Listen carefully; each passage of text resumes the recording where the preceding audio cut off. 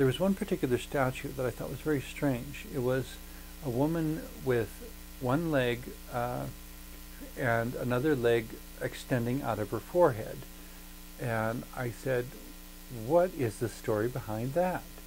And the person who was selling the figurines said, well, there's a story of a dancing competition between Shiva and Parvati, and Shiva was such a good dancer that the competition went on and on and on, and it was going to be declared a tie. And in desperation, Parvati, so the story says, cut off her leg, stuck it on her forehead, and kept dancing. And with that, the judges awarded her the winner of being the competition. I suppose there might be a lesson there about desperate measures in desperate moments. I'm not sure. It was a peculiar sort of symbol that had a story behind it, but I didn't know the story until I asked. And thankfully, the person who was available knew the story.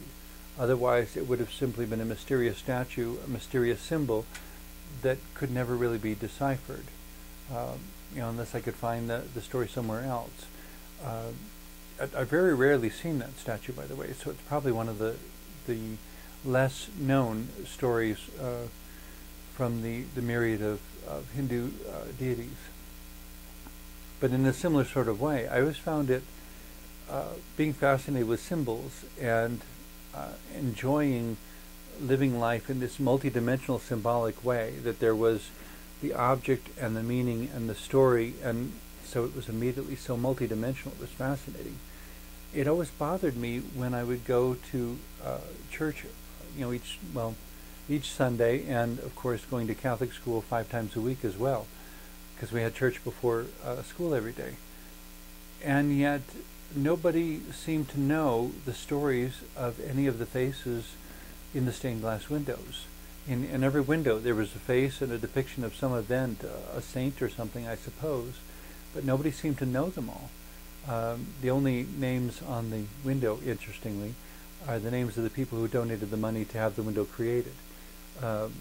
This window given in memory of so-and-so, or dedicated by so-and-so, or dedicated to so-and-so, I mean. I wanted to know the stories, but who's in the picture, and what are they doing, and why are they standing there, or doing what they're doing in the picture? And yet, even without knowing the stories, there was a mysterious depth of faith to the place, to know that I was surrounded by stories, and I was surrounded by symbols, and I was surrounded by things that pointed to invisible realities of love and of guidance and of dedication and of perseverance, of self-sacrifice. That somehow the lives these people had lived somehow offered an example to the kind of life I might be able to live.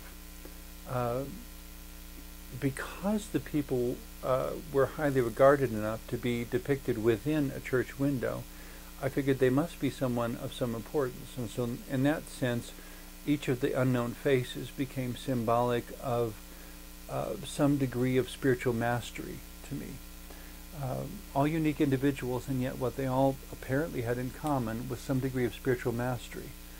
And somehow the idea of having a relationship with God that transcended the dailiness of life and was greater than dealing with the bullies on the school bus and the bullies on the playground and the demands in classes that I could never seem to adequately satisfy.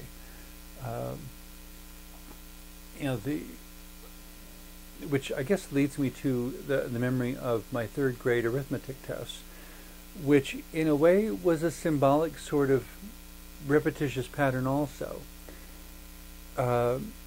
Symbolic in the sense that it represented understanding about myself that nobody bothered to articulate, and it took me quite a number of years to put the pieces together, but later on it made sense. We would have these timed arithmetic tests where every 5 seconds the recording would say the next question, and you were to write the answer after each one as quickly as you could. I flunked them all. I couldn't do it because I could not think of the answer in 5 seconds.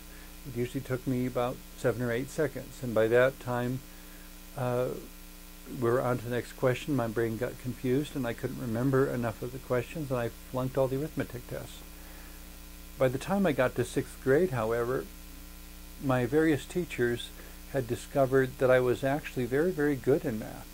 And when I went to 7th grade, I was placed in an advanced math class, and in 8th grade I was given algebra a year ahead of all the other students in my class, or most of them. There were just a select few of us who had done so well that we were allowed to take algebra a year ahead of schedule, basically, because we were above average in math. But I had flunked all those original math tests because they were so quick. And still, to this day, I can't do it quickly. But I learned all the formulas, and I learned how to work with the algebraic formulas.